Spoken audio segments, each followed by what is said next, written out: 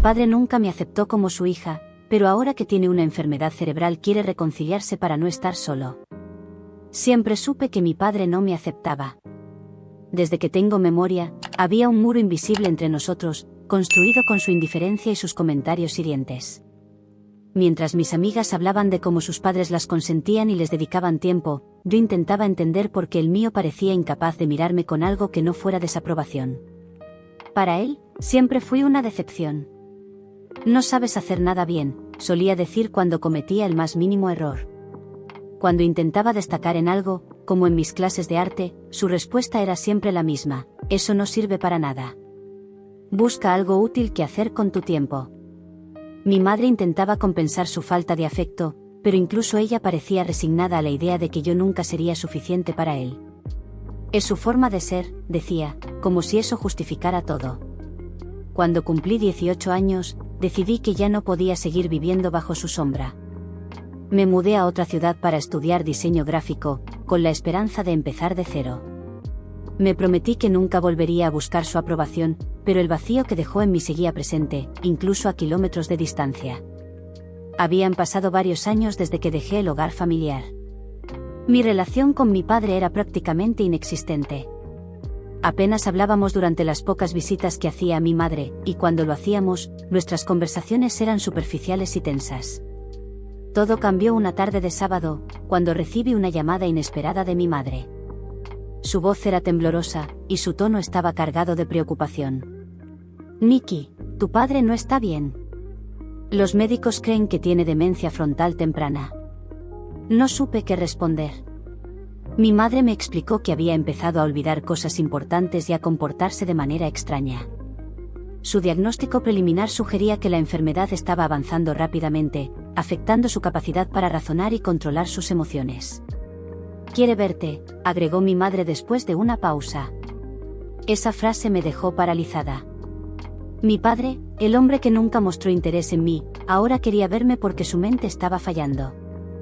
Decidí visitarlos ese fin de semana, más por mi madre que por él.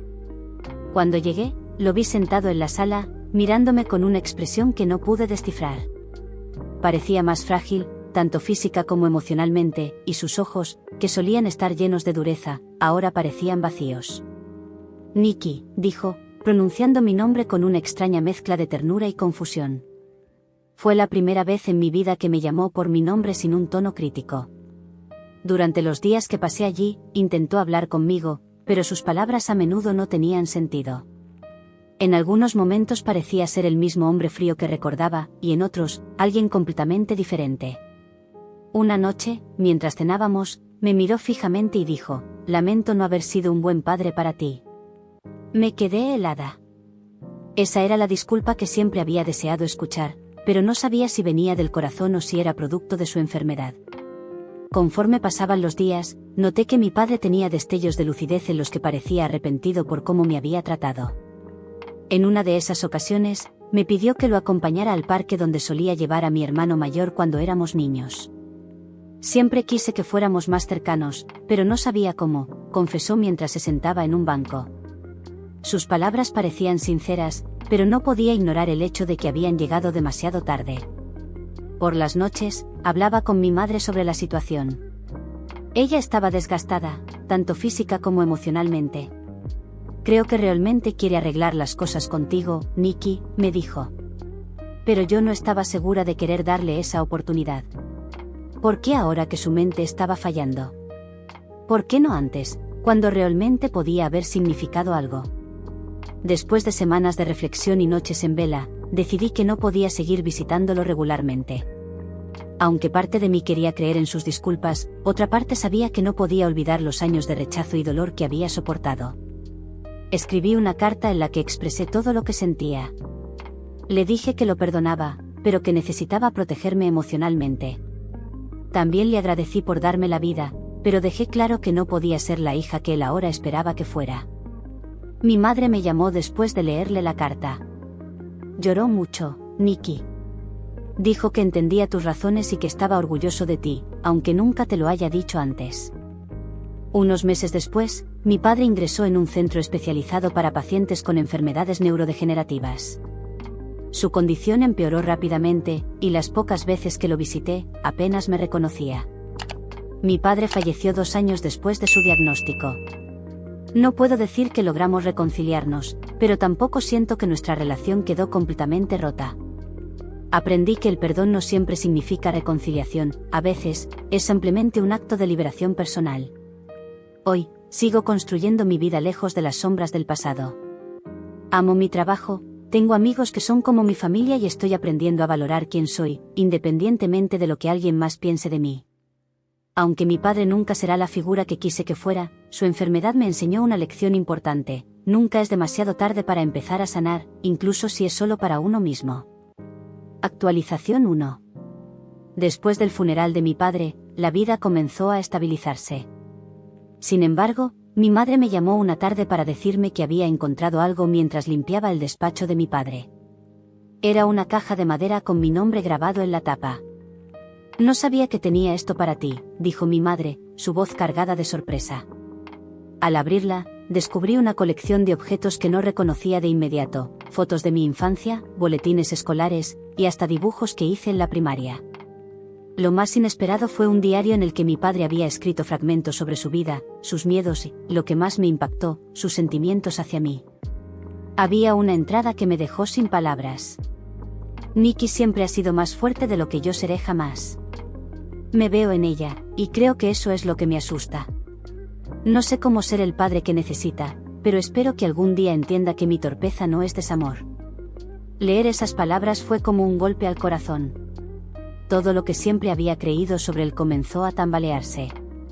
Aunque no justificaba su comportamiento, esas palabras me dieron una perspectiva diferente. Decidí guardar la caja y reflexionar sobre lo que significaba para mí. Actualización 2. A medida que pasaban los meses, mi madre y yo comenzamos a hablar más abiertamente sobre los últimos años de mi padre.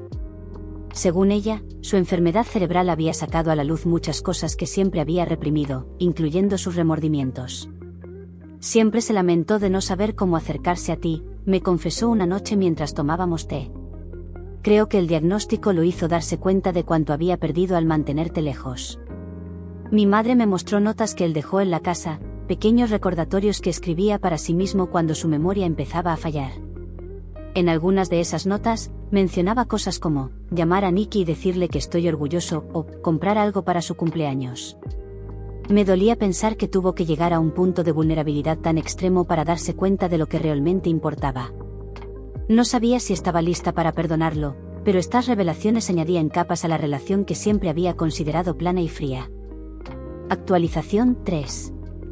Un día, mientras ordenaba las cosas que mi madre me pidió llevarme de la casa familiar, encontré un sobre con mi nombre en un cajón de su escritorio. Al abrirlo, descubrí una carta que mi padre escribió poco después de haber sido diagnosticado.